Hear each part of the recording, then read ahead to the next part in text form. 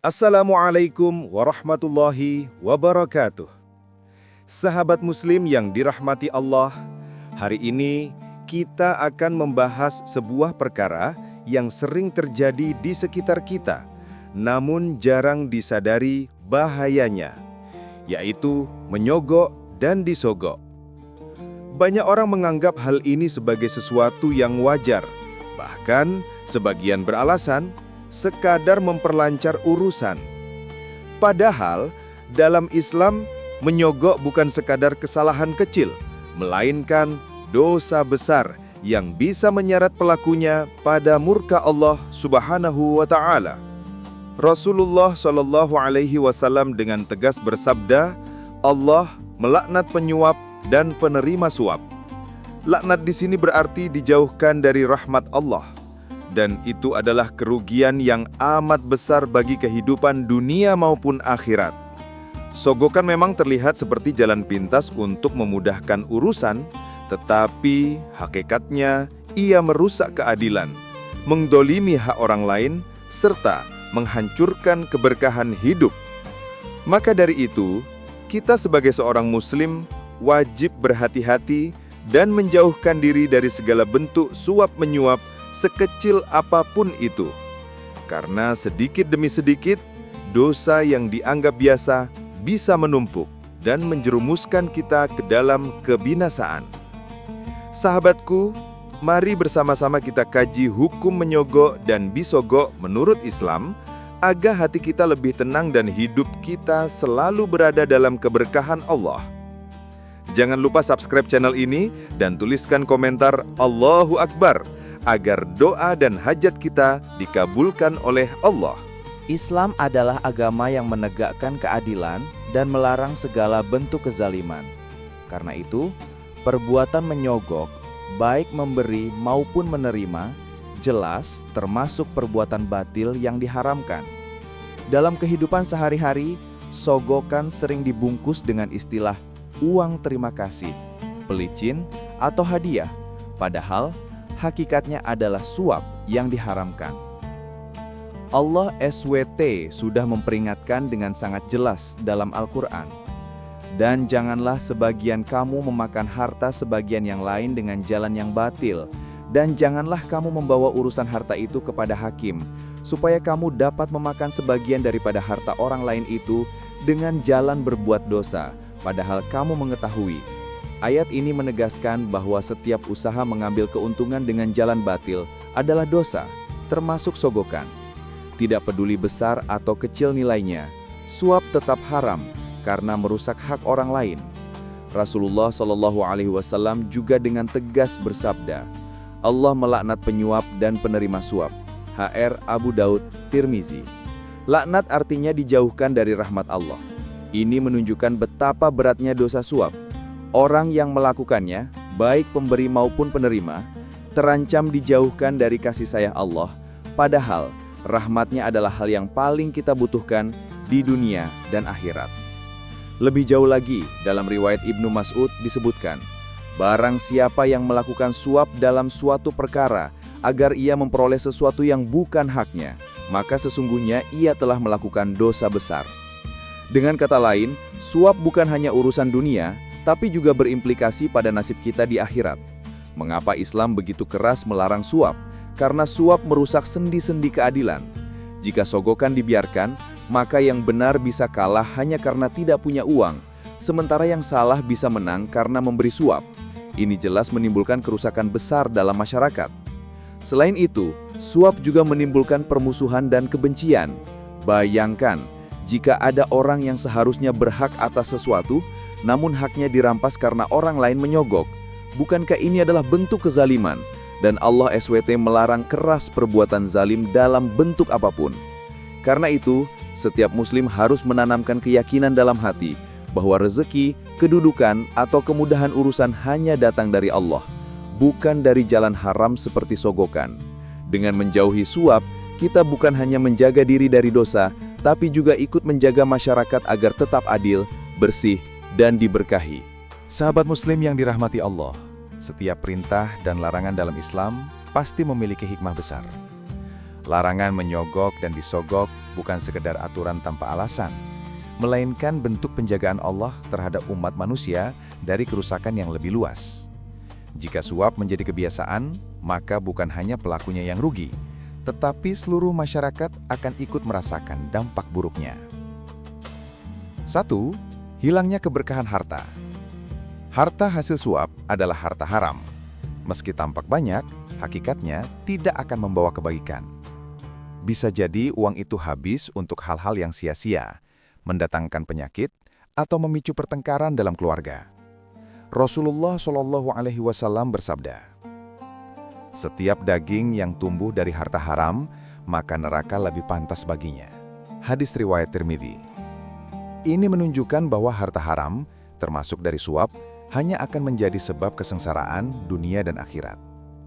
2. Rusaknya sistem keadilan.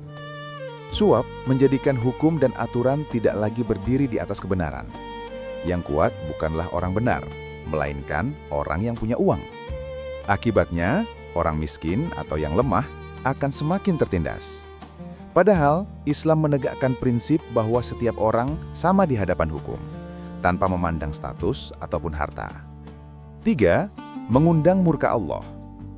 Dalam hadis riwayat Ibnu Majah disebutkan, "Tidaklah suatu kaum melakukan kecurangan, kecuali akan menimbulkan ketakutan di tengah mereka." Sogokan adalah bentuk kecurangan. Bila ia menjadi budaya, maka masyarakat akan hidup dalam ketidaktenangan, penuh rasa takut, dan jauh dari keberkahan. Inilah tanda murka Allah. 4. Menumbuhkan moral generasi. Anak-anak yang tumbuh melihat praktek sogokan akan menganggapnya wajar. Mereka belajar bahwa kebenaran bisa dibeli, jabatan bisa diraih dengan uang, dan keadilan bisa dimiringkan dengan harta. Akhirnya, lahirlah generasi yang tidak lagi jujur, tidak amanah, dan rela menukar harga diri demi keuntungan sesaat. 5. Menumbuhkan permusuhan dan ketidakpercayaan. Suap menjadikan masyarakat saling curiga. Rakyat tidak lagi percaya pada pejabat, pekerja tidak percaya pada atasan, dan hubungan antar sesama menjadi rapuh. Padahal, kepercayaan adalah modal utama dalam membangun masyarakat yang sehat dan kuat. Sahabat Muslim, inilah sebagian dari dampak buruk sogokan. Apa yang terlihat sebagai jalan pintas justru membawa kehancuran besar. Karena itu, Islam menegaskan larangannya dengan sangat keras, bahkan sampai melaknat pelakunya. Larangan ini bukan untuk menyulitkan kita, tetapi justru untuk menyelamatkan kita dari kerugian yang jauh lebih besar. Sahabat Muslim yang dirahmati Allah, setelah kita memahami betapa beratnya dosa menyogok dan disogok, serta dampak buruknya bagi diri sendiri dan masyarakat, tentu kita bertanya, bagaimana caranya agar kita bisa terhindar dari praktik ini? Islam bukan hanya melarang, tetapi juga memberikan solusi yang jelas agar kita bisa menjaga diri dari perbuatan yang merusak. 1. Menanamkan takwa dalam hati. Segala urusan kehidupan seorang Muslim harus dibangun di atas dasar takwa. Jika seseorang yakin bahwa rizki datang hanya dari Allah, maka ia tidak akan tergoda mencari jalan pintas dengan cara haram. Ingatlah firman Allah, "Barang siapa bertakwa kepada Allah, niscaya Dia akan memberikan jalan keluar baginya dan memberinya rizki dari arah yang tiada disangka-sangkanya." Quran Surat At-Talaq ayat 2-3. Ayat ini memberi jaminan bahwa rizki halal akan datang kepada orang yang menjaga diri dari perbuatan batil, termasuk suap. 2. Membiasakan amanah dalam tugas. Bagi yang memiliki jabatan atau wewenang, penting untuk menjaga amanah. Jabatan adalah titipan, bukan ladang mencari keuntungan haram. Jika seseorang benar-benar merasa diawasi oleh Allah, maka ia akan malu untuk menerima suap. Rasulullah SAW bersabda, "Setiap kalian adalah pemimpin, dan setiap pemimpin akan dimintai pertanggungjawaban atas yang dipimpinnya." Hadis Bukhari, Muslim. 3. Menguatkan doa dan tawakal. Ketika menghadapi kesulitan, sebagian orang memilih suap sebagai jalan pintas. Padahal, seorang Muslim seharusnya menjadikan doa dan tawakal sebagai pegangan. Allah lebih berkuasa untuk melancarkan urusan kita dibandingkan amplop tebal berisi uang. Mintalah kepadanya, karena tidak ada sesuatu pun yang sulit bagi Allah. 4. Mengedukasi keluarga dan lingkungan. perjuangan melawan budaya suap bukan hanya urusan individu tapi juga keluarga dan masyarakat.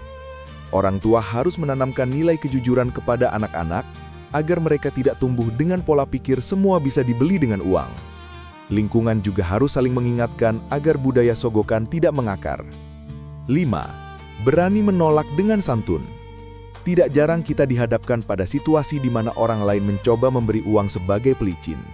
Dalam keadaan seperti ini, kita harus berani menolak dengan cara santun namun tegas. Penolakan itu adalah bukti iman kita kepada Allah. Meski mungkin terasa berat di awal, insya Allah Allah akan menggantinya dengan kemudahan yang lebih baik. Sahabat Muslim, dengan menanamkan takwa, menjaga amanah, memperbanyak doa, mendidik keluarga, dan berani menolak suap, insya Allah kita akan terjaga dari perbuatan yang dilaknat Allah. Ingatlah, kesulitan hidup bukan alasan untuk menempuh jalan haram. Justru kesulitan adalah ujian agar kita semakin dekat kepada Allah dan mendapatkan rizki yang halal penuh keberkahan. Sahabat Muslim, menyogok dan disogok adalah perbuatan yang jelas diharamkan dalam Islam. Rasulullah Shallallahu Alaihi Wasallam sampai melaknat kedua pelakunya. Karena sogokan bukan sekadar dosa pribadi, tetapi juga merusak keadilan, menghilangkan keberkahan, dan menimbulkan kerusakan di tengah masyarakat. Jalan pintas dengan uang mungkin terlihat mudah, namun sesungguhnya ia hanya mendatangkan kesulitan di dunia dan azab di akhirat. Maka, marilah kita menjaga diri, keluarga, dan lingkungan dari praktik suap. Yakinlah bahwa rizki halal lebih membawa ketenangan daripada harta haram sebanyak apapun. Allah sudah menjamin jalan keluar bagi orang yang bertakwa, sehingga tidak ada alasan untuk menukar keberkahan dengan dosa. Semoga kita termasuk hamba-hamba Allah yang dijaga dari perbuatan batil, diberi rizki yang halal lagi penuh keberkahan. Jangan lupa subscribe channel ini dan tuliskan komentar Allahu Akbar, agar doa kita diijabah dan segala hajat dikabulkan Allah SWT.